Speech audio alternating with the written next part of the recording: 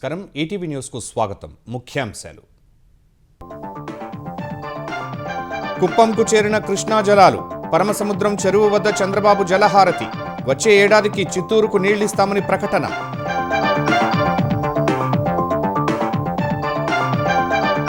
ఏపీలో ప్రతి ఎకరాకు సాగునీరు ఇవ్వాలనేదే లక్ష్యమన్న చంద్రబాబు. పోలవరం బనకచెర్లతో సాకారం అవుతుందన్న ముఖ్యమంత్రి.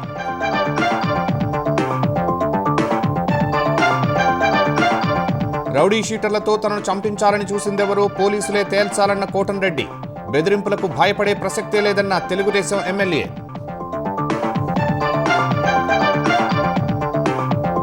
బీసీలకు 42% రిజర్వేషన్లపై జీవో ఇవ్వాలని తెలంగాణ కేబినెట్ నిర్ణయం. పంచాయతీల్లో 50% పరిమితి ఎత్తివేయాలని తీర్మానం.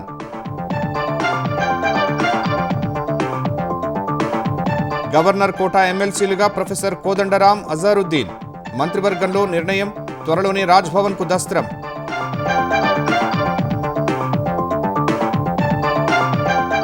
మొదలైన తెలంగాణ అసెంబ్లీ ప్రత్యేక సమావేశాలు. మాగంటి గోపీనాథ్కు శాసనసభ ఘన నివాళి. రేపు కాళేశ్వరం కమిషన్ నివేదికపై చర్చ. మరాఠా రిజర్వేషన్ల కోసం మహారాష్ట్రలో మరోసారి ఉద్యమ హోరు. ఆజాద్ మైదాన్లో నిరాహార దీక్ష చేపట్టిన మనోజ్ జరాంగే. జపాన్ పర్యటన ముగించుకుని చైనా బయలుదేరిన ప్రధాని. రెండో రోజు బుల్లెట్ రైల్లో ప్రయాణం. సెండై సెమీకండక్టర్ పరిశ్రమ సందర్శన.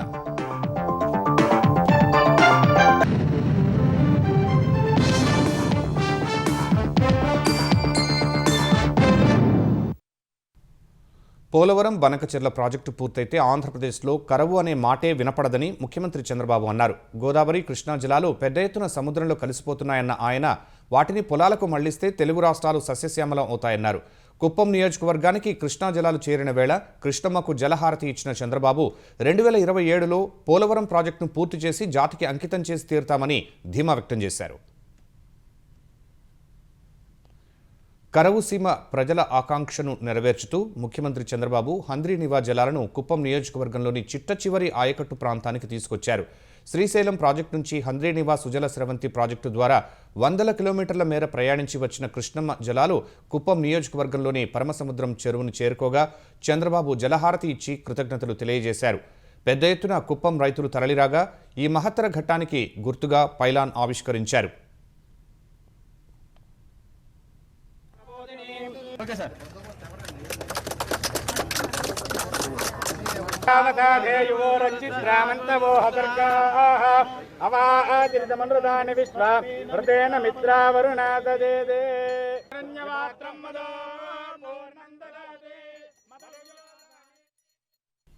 కృష్ణమ్మ జలాలు తమ ప్రాంతంలో అడుగుపెట్టిన తరుణాన రైతులు సంబరాలు జరుపుకున్నారు. కుప్పం నియోజకవర్గ ప్రజలకు ముందే కృష్ణా పుష్కరాలు వచ్చాయని సీఎం చంద్రబాబు అన్నారు. ఎవరెన్ని అడ్డంకులు సృష్టించినా తన జల సంకల్పాన్ని దెబ్బతీయలేరని తేల్చి చెప్పారు. కృష్ణమ్మ తల్లిని కుప్పానికి తీసుకొచ్చినప్పుడు నాకుండే ఆనందం వర్ణనాతీతం అని చెప్పి కూడా మీ అందరికీ విజ్ఞప్తి చేస్తున్నాను. ఇది ఒక గొప్ప సంకల్పం నేడు నిజమైంది. 738 కిలోమీటర్లు మల్యాలలో ప్రారంభమైతే ఈరోజు కుప్పం పరమ సముద్రంలో నీళ్లు తీసుకొచ్చాం. 27 లిఫ్ట్ ఇరిగేషన్లు పెట్టి 730 అడుగులు పైకి లిఫ్ట్ చేశాం. ఎక్కడికక్కడ సొరంగాలు కూడా తవ్వి అక్కడి నుంచి నీళ్లు తీసుకొచ్చాం. కుప్పానికి 2 సంవత్సరాల కంటే ముందే కృష్ణా పుష్కరాలు ఇక్కడికి వచ్చాయి. రాయలసీమ అభివృద్ధికి బ్లూ ప్రింట్ తయారు చేసుకున్నామన్న చంద్రబాబు హంద్రీనివా, గాలేరు నగరి ద్వారా అన్ని రిజర్వాయర్లకు నీళ్లిస్తామన్నారు. ఆంధ్రప్రదేశ్లో ప్రతి ఎకరాకు సాగునీరు ఇచ్చేలా స్పష్టమైన కార్యాచరణతో ముందుకు వెళుతున్నట్లు వివరించారు. గోదావరి నది ఉంది, నదిలో నీళ్లు పోతున్నాయి, వరదలు వస్తున్నాయి. ఆ నీళ్లు మాత్రం ఉపయోగించుకోవడానికి వీలు లేదు. నా ఆలోచన, నా కల ఒకటే, ఈ రాష్ట్రంలో ప్రతి ఎకరాకు నీళ్లు ఇవ్వగలిగితే నా జన్మ సార్థకం అవుతుందనే ఆలోచనతో ముందుకు పోతున్నా. దీనికి ఒకటే మార్గం, నదుల అనుసంధానం జరగాలి. ఈ రోజు గోదావరిలో 1630 టీఎంసీ నీళ్లు సముద్రంలోకి పోయినాయి. కృష్ణా నదిలో ఇప్పటికి 600 టీఎంసీ నీళ్లు సముద్రంలోకి పోయినాయి. ఈ సముద్రంలోకి పోయే నీళ్లు అటు తెలంగాణ ఇటు ఆంధ్రప్రదేశ్ 2 రాష్ట్రాలు కూడా సమర్థవంతంగా ఉపయోగించుకోగలిగితే ప్రతి ఎకరాకు నీళ్లు ఇచ్చే అవకాశం వస్తుంది. పోలవరం ప్రాజెక్టు 2027కి పూర్తి చేసి జాతికి అంకితం చేసే బాధ్యత ఈ ప్రభుత్వానిది. పోలవరం పూర్తి అయితే మనకు కొంత వెసులుబాటు వస్తుంది. పోలవరం బనకచెర్ల పూర్తయి వంశధార దగ్గర నుంచి పెన్నా నది వరకు నదుల అనుసంధానం చేయగలిగితే ఇంకా రాబోయే రోజుల్లో ఆంధ్రప్రదేశ్ రాష్ట్రానికి కరువు అనే మాటే ఉండదు. రాజకీయ స్వార్థంతో వైసీపీ పోలవరం ప్రాజెక్టుకు ఆటంకాలు సృష్టించిందన్న చంద్రబాబు, లేకుంటే 2020లోనే ఆ ప్రాజెక్టు పూర్తయ్యేదని పేర్కొన్నారు.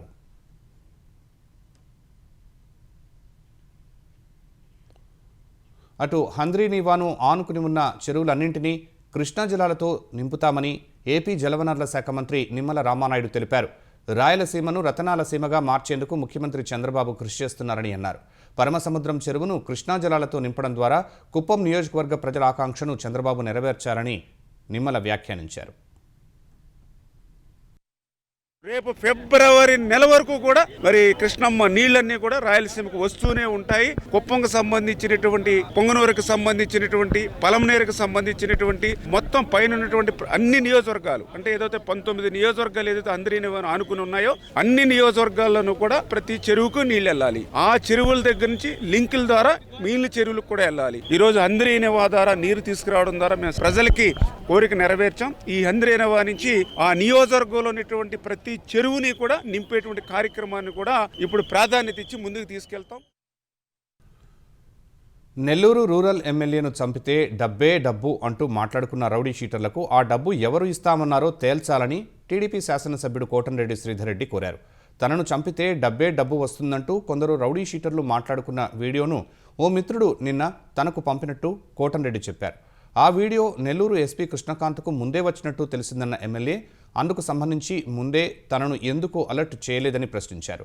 ఈ హత్య ప్లాన్ వీడియో చూసిన తర్వాత తనకు అండగా ఉన్న వారందరికీ ధన్యవాదాలు తెలిపిన కోటంరెడ్డి ఇలాంటి బెదిరింపులకు భయపడే ప్రసక్తే లేదన్నారు. ఈ బెదిరింపులకు తానే కాదు, కనీసం తన మనవలు మనవరాళ్లు కూడా భయపడారని స్పష్టం చేశారు. ఈ హత్య ప్రణాళిక బయటకు రాగానే వైసీపీ నేతలు గుమ్మడికాయ దొంగలంటే భుజాలు తడుముకున్న చందంగా ఎందుకు తప్పుడు ప్రచారం చేస్తున్నారని కోటంరెడ్డి ప్రశ్నించారు. ఈ హత్య ప్రణాళిక చేసిన వారికి డబ్బు ఎవరిస్తామన్నారో తేల్చాలని పోలీసులను కోరారు. చరిత్ర కలిగిన వ్యక్తులు మాట్లాడిన వీడియోలో రూరల్ ఎమ్మెల్యేని చంపేస్తే డబ్బే డబ్బు అన్నారు కదా, ఆ డబ్బు వారికి ఎవరిస్తామని చెప్పారు. కనీసం బాధితుడు అయినటువంటి నేను పలాని వాళ్ళు కారణం చెప్పకముందే వైఎస్ఆర్ కాంగ్రెస్ పార్టీ మీడియా ఇది కోటారెడ్డి గిరిధర్ రెడ్డి కుట్ర ఆయన అనుచేతలు కూడా చెప్పారు. వైఎస్ఆర్ కాంగ్రెస్ పార్టీ నాయకులారా, సాక్షి, రోత media, YSR Congress party social media, ఆ సాంప్రదాయం మా కుటుంబాల్లో లేదు.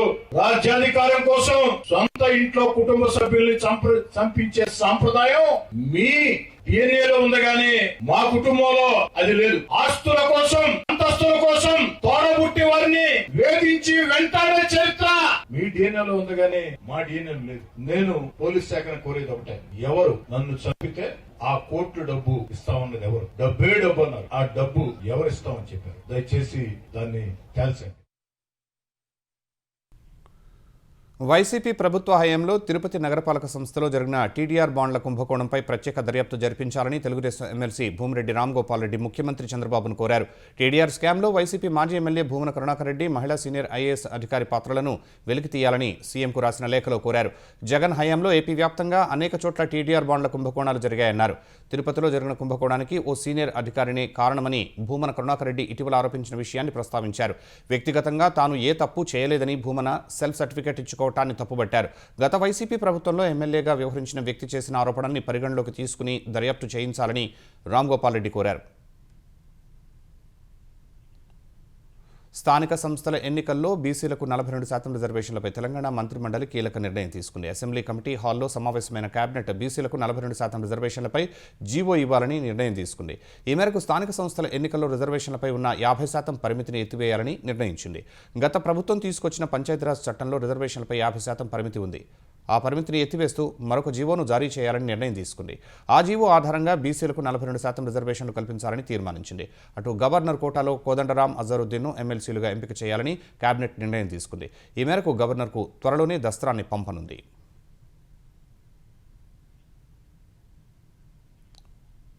జూబ్లీహిల్స్ ఎమ్మెల్యే మాగంటి గోపీనాథ్ మరణం హైదరాబాద్లోని పేదలందరికీ తీరని లోటు అని తెలంగాణ శాసనసభ అభిప్రాయపడింది. అసెంబ్లీ సమావేశాల తొలి రోజున మాగంటి గోపీనాథ్ మృతికి సంతాపంగా సీఎం రేవంత్ రెడ్డి తీర్మానం ప్రవేశపెట్టారు.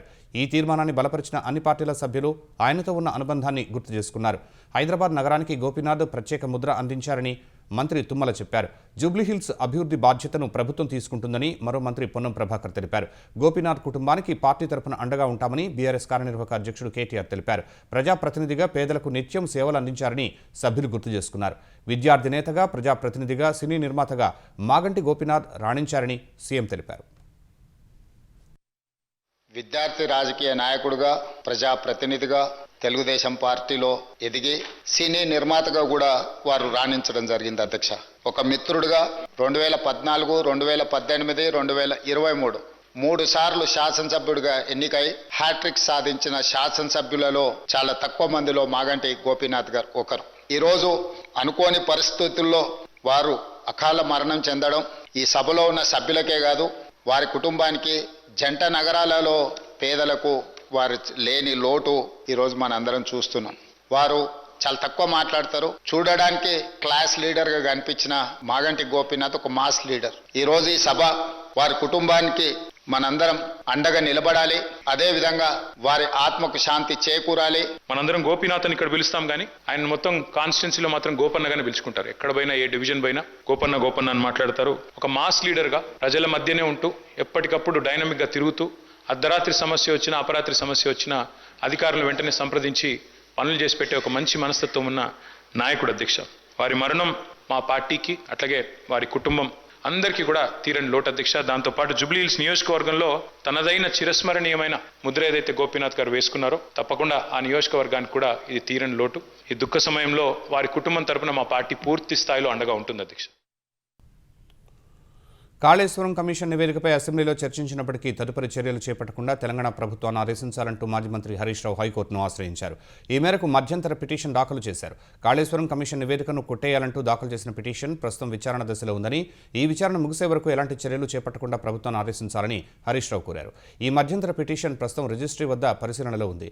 కాళేశ్వరం కమిషన్ నివేదికను కొట్టేయాలని మాజీ ముఖ్యమంత్రి కేసీఆర్, హరీష్ రావు వేసిన పిటిషన్లపై ఈ నెల 22న విచారణ జరిపింది.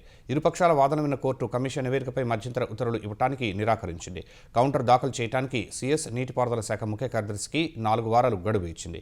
ఈ కౌంటర్పై సమాధానం ఇవ్వడానికి కేసీఆర్, హరీష్ రావులకు మరో వారం గడువు ఇచ్చిన కోర్టు తదుపరి విచారణ అక్టోబర్ 7కు వాయిదా వేసింది.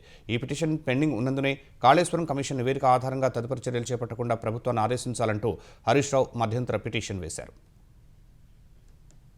తెలంగాణలో రైతులను యూరియా కష్టాలు వెన్నాడుతూనే ఉన్నాయి. 20 రోజుల నుంచి యూరియా కోసం రైతులకు పడిగాపులు తప్పటం లేదు. మెదక్ జిల్లా చేగుంట మండల కేంద్రంలో యూరియా కోసం తెల్లవారుజాము నుంచే రైతులు బారులు తీరారు. చేగుంట మండల కేంద్రానికి 880, మక్కరాజుపేటకు 440 యూరియా బస్తాలు వస్తే 10 ఎకరాలు ఉన్న వారికి 2 బస్తాలు మాత్రమే ఇవ్వడంపై రైతులు ఆగ్రహం వ్యక్తం చేశారు. వరంగల్ జిల్లా చెన్నారావుపేట మండల కేంద్రంలోని ప్రాథమిక వ్యవసాయ కేంద్రం ముందు తెల్లవారుజాము నుంచే రైతులు బారులు తీరారు. అక్కడికి వచ్చిన 440 బస్తాలు కొంతమందికే రావడంతో మిగిలిన రైతులు నిరాశతో వెనుదిరిగారు. అదును దాటకముందే యూరియా వేయాలని, వెంటనే ప్రభుత్వం యూరియా సరఫరాకు చర్యలు తీసుకోవాలని రైతులు కోరుతున్నారు. మహబూబాబాద్ జిల్లా నర్సింహులుపేట మండల కేంద్రంలోని ప్రభుత్వ ప్రాథమిక వ్యవసాయ సహకార సంఘం కార్యాలయానికి రైతులు పోటెత్తారు. చాలా రోజుల నుంచి నిరీక్షిస్తున్నప్పటికీ యూరియా పంపిణీ చేయటం లేదని ఆరోపిస్తూ అంబేద్కర్ కూడలిలో బైఠాయించి ధర్నా చేశారు. ఇది తెలుసుకున్న పోలీసులు అక్కడికి చేరుకుని రైతులతో మాట్లాడి ఆందోళన విరమింపజేశారు. సిద్దిపేట జిల్లా అక్కన్నపేట ఆగ్రో రైతు సేవా కేంద్రానికి వచ్చిన రైతులు యూరియా రాకపోవడంతో అక్కడే రహదారిపై రాస్తారోకో చేపట్టారు. తెలంగాణలో యూరియా కొరతపై బీఆర్ఎస్ ఎమ్మెల్యేలు, ఎమ్మెల్సీలు హైదరాబాద్లోని వివిధ ప్రాంతాల్లో ఆందోళన చేశారు. అసెంబ్లీ సమావేశాలకు బయలుదేరే ముందు గన్ పార్క్ వద్ద ఖాళీ యూరియా సంచులు, ప్లకార్డులతో నిరసన తెలిపారు. సభ వాయిదా పడిన తర్వాత అసెంబ్లీ నుంచి వ్యవసాయ శాఖ కమిషనర్ కార్యాలయం వరకు ర్యాలీగా వెళ్లి కమిషనర్కు వినతిపత్రం ఇచ్చారు. యూరియా ఎప్పటిలోపు పంపిణీ చేస్తారో చెప్పాలని అడిగారు. అనంతరం వ్యవసాయ శాఖ కార్యాలయం ముందు బైఠాయించి నిరసన తెలిపారు. ఆందోళన చేస్తున్న బీఆర్ఎస్ ఎమ్మెల్యేలు, ఎమ్మెల్సీలను పోలీసులు అదుపులోకి తీసుకుని అసెంబ్లీకి తరలించగా గేట్ ముందు ఆందోళనకు దిగారు. పోలీసులు మరోసారి అక్కడి నుంచి తరలిస్తూ ఉండగా సచివాలయం వద్ద వాహనం దిగి గేట్ ముందు నిరసన తెలిపారు. నేతలందరినీ అరెస్టు చేసిన పోలీసులు వారిని తెలంగాణ భవన్ వద్దకు తీసుకువెళ్లి వదిలిపెట్టారు. ఒక తెలంగాణలో ఉంది, మరి మిగతా రాష్ట్రాల్లో ఇబ్బంది ఉండాలి. ఆంధ్రప్రదేశ్ లో లేదు, ఒరిస్సాలో లేదు, కర్ణాటకలో లేదు, ఎక్కడైతే లేదు. తెలంగాణలో ఎందుకు ఈ పరిస్థితి వచ్చింది? ఈ ప్రభుత్వ ఫెయిల్యూర్. ఈ ప్రభుత్వం బబుల్ స్టాక్ పెట్టకపోవడం వల్ల కరోనా వచ్చిందండి. 2 సార్లు కరోనా వస్తే ప్రపంచంలోనే పెద్ద విపత్తు. కరోనాలో కూడా ఎరువులు తెచ్చిచ్చినాం మేము. లారీలు బంద్, మొత్తం స్ట్రైక్ అయితే కరోనా సమయంలో కూడా ఎరువులకు ఇబ్బంది రాలేదు రాష్ట్రంలో. ఇప్పుడేం కరోనా లేదు, ఇబ్బంది లేదు. ఇది మీ వైఫల్యం, గవర్నమెంట్ వైఫల్యం. బీఆర్ఎస్ నేతల యూరియా ఆందోళన కార్యక్రమం ఓ కపట నాటకమని వ్యవసాయ శాఖ మంత్రి తుమ్మల నాగేశ్వరరావు ధ్వజమెత్తారు. యూరియా కొరతకు రాష్ట్ర ప్రభుత్వమా, కేంద్ర ప్రభుత్వమా కారణమా మీకు తెలియదా అని ప్రశ్నించారు. యూరియా సరఫరా కేంద్రం పరిధిలో విషయమని మీకు తెలియదా అని ఆక్షేపించారు. రైతుల ముసుగులో మీ ప్రేరేపిత ఉద్యమాలు ప్రజలు హర్షిస్తారా అంటూ నిలదీశారు. సచివాలయం, వ్యవసాయ శాఖ కమిషనరేట్ వద్ద చేపట్టిన బీఆర్ఎస్ ఆందోళనలపై ఘాటుగా స్పందించిన తుమ్మల అధికారం లేదనే అక్కస్తో రేవంత్ ప్రభుత్వాన్ని బదనం చేయడానికి దిగజారుడు చేస్తున్నారని మండిపడ్డారు. జియోపాలిటిక్స్ డిమాండ్కు తగిన దేశీయ ఉత్పత్తి లేనందునే యూరియా కొరత ఏర్పడితే రైతులను రెచ్చగొట్టే ప్రయత్నాలు ఎందుకు చేస్తున్నారని ప్రశ్నించారు. తెలంగాణలో యూరియా కొరతపై కాంగ్రెస్ ఎంపీలు పార్లమెంట్ ఆవరణలో ఆందోళన చేస్తేనే కదా తెలంగాణకు యూరియా పంపిణీ చేస్తున్నారని గుర్తు చేశారు. స్వీయ రాజకీయ ప్రయోజనాల కోసం చేసే నాటకాలు రైతులు నమ్మే స్థితిలో లేరని తుమ్మల స్పష్టం చేశారు.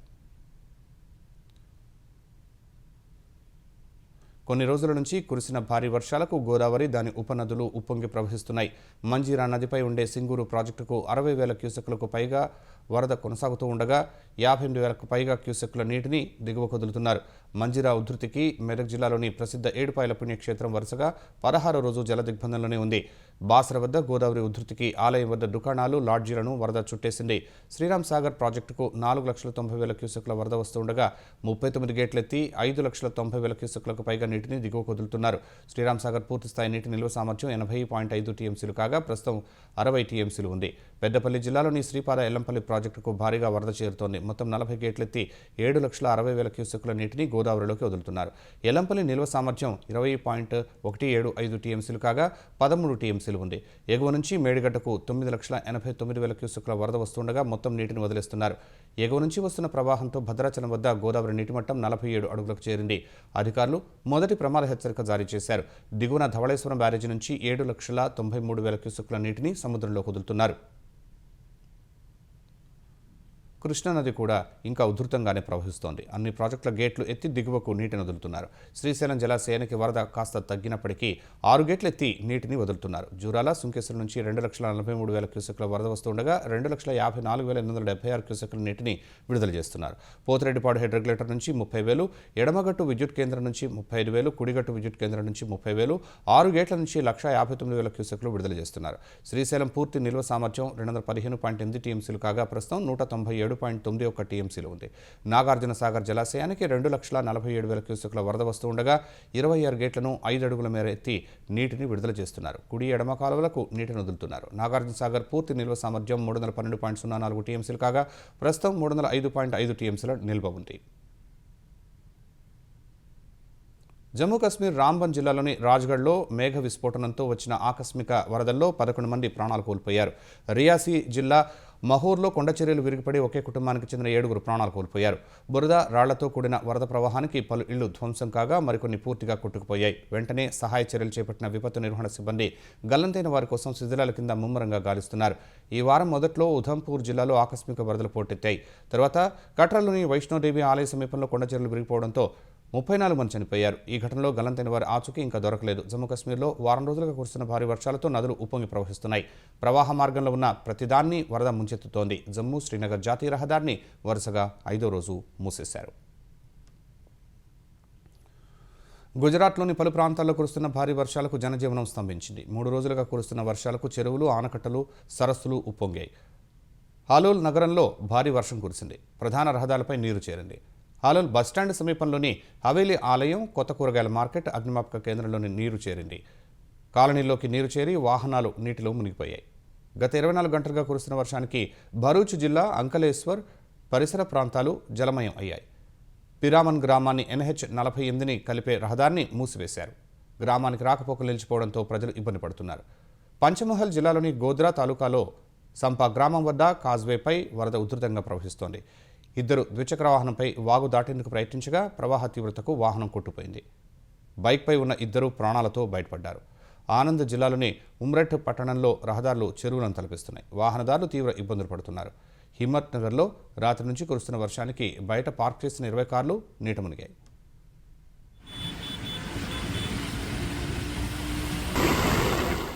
ప్రధాని నరేంద్ర మోదీ జపాన్ ప్రధాని షిగేరు ఇషిబాతో కలిసి బుల్లెట్ రైల్లో ప్రయాణించారు. ఇరు దేశాల స్నేహబంధానికి గుర్తుగా మోదీతో కలిసి బుల్లెట్ రైల్లో ప్రయాణిస్తానని అంతకుముందు ఇషిబా పోస్ట్ చేశారు. టోక్యో నుంచి ఇద్దరు నేతలు షింకన్సెన్ బుల్లెట్ రైల్లో మియాగి ప్రిఫెక్చర్లోని సెండై నగరానికి వెళ్లారు. రైల్లో ఏ అంశాలపై చర్చించారో అధికారికంగా తెలియాల్సి ఉంది. అయితే ముంబై అహ్మదాబాద్ హైస్పీడ్ రైలు ప్రాజెక్ట్ తర్వాతి తరం E10 షింకన్సెన్ బుల్లెట్ రైళ్ల తయారీపై చర్చించుంటారని జాతీయ మీడియా తెలిపింది. అనంతరం సెండైలో ప్రముఖ సెమీకండక్టర్ ఉత్పత్తి సామగ్రి తయారీ సంస్థ టోక్యో ఎలక్ట్రాన్ సెమీకండక్టర్ ప్లాంట్ను ఇషిబాతో కలిసి సందర్శించారు. అక్కడి ట్రైనింగ్ రూమ్, ప్రొడక్షన్ ఇన్నోవేషన్ ల్యాబ్లను పరిశీలించారు. భారత్, జపాన్ సహకారంతో ఎలక్ట్రాన్ సెమీకండక్టర్ ఫ్యాక్టరీకి కీలక భాగస్వామ్యం ఉందన్న మోదీ తర్వాత జపాన్ పర్యటన ముగించుకుని చైనాకు బయలుదేరారు. అమెరికా అధ్యక్షుడు డొనాల్డ్ ట్రంప్ విధిస్తున్న ప్రతీకార సుంకాలపై అగ్రరాజ్యంలోనే వ్యతిరేకత రోజురోజుకు తీవ్రమవుతోంది. ఈ ప్రతీకార సుంకాల వల్ల అమెరికా బ్రాండ్ మొత్తం మరుగుదొడ్లో కలిసిపోయిందని అమెరికా జాతీయ మాజీ భద్రతా సలహాదారు జేక్ సులేవాన్ వ్యాఖ్యానించారు. ఓ పాడ్కాస్ట్లో మాట్లాడిన సులేవాన్ భారత్పై విధించిన 50% సుంకాలను తీవ్రంగా తప్పుపట్టారు. ట్రంప్ తీసుకుంటున్న నిర్ణయాల వల్ల ప్రపంచ దేశాలు అమెరికాను ఒక విశ్వసనీయమైన భాగస్వామిగా కాకుండా విధ్వంసకారిగా చూస్తున్నాయని అన్నారు. ట్రంప్ సుంకాలతో చైనాకు క్షేత్రస్థాయిలో ప్రాధాన్యం పెరుగుతోందని, చాలా దేశాలు చైనా వైపు చూస్తున్నాయని వివరించారు. ముఖ్యంగా చైనాను ఎదుర్కొనేందుకు న్యూఢిల్లీతో సంబంధాలను బలోపేతం చేసుకోవడానికి కొన్ని ఏళ్లుగా అమెరికా కృషి చేసిందని, ఇప్పుడు ట్రంప్ వల్ల భారత్ మళ్లీ చైనాకు దగ్గరైందని తెలిపారు. ప్రస్తుతం ట్రంప్ టారిఫ్లు అమెరికా ప్రయోజనాలకు చాలా ఏళ్ల పాటు నష్టం కలిగిస్తాయని వివరించారు.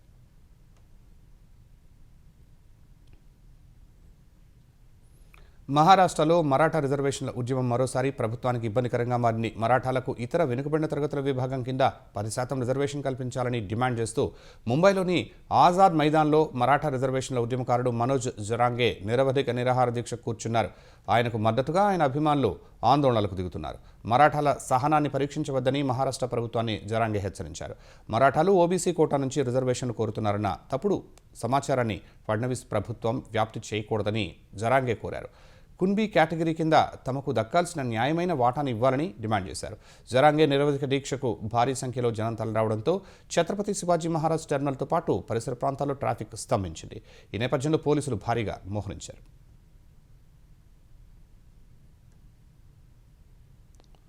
బెంగళూరు చిన్నస్వామి స్టేడియం వద్ద విజయోత్సవ ర్యాలీ సందర్భంగా జరిగిన తొక్కిసలాటలో మృతుల కుటుంబాలకు ఆర్సీబీ యాజమాన్యం ఎక్స్గ్రేషియా ప్రకటించింది. బాధిత కుటుంబాలకు 25 లక్షల చొప్పున ఎక్స్గ్రేషియా ఇవ్వనున్నట్లు సామాజిక మాధ్యమం ఎక్స్లో పోస్ట్ చేసింది. ఆర్సీబీ కేర్స్ ద్వారా ఆర్థిక సాయాన్ని పంపిణీ చేస్తామని వెల్లడించింది. ఈ ఏడాది జూన్ 4న జరిగిన ఘటన తమ హృదయాలను కలిచివేసిందని రాసుకొచ్చింది. తమ కుటుంబానికి చెందిన 11 మందిని కోల్పోయామని ఆవేదన వ్యక్తం చేసింది. వారు లేని లోటు పూడ్చలేనిదన్న ఆర్సీబీ ఆర్థిక సాయం సహా భవిష్యత్తులో బాధిత కుటుంబాలకు అన్ని విధాలుగా అండగా ఉంటామని తెలిపింది. అందుకోసం ఆర్సీబీ కేర్స్ పనిచేస్తుందని వెల్లడించింది. ఈటీవీ న్యూస్ సమాప్తం. నమస్కారం.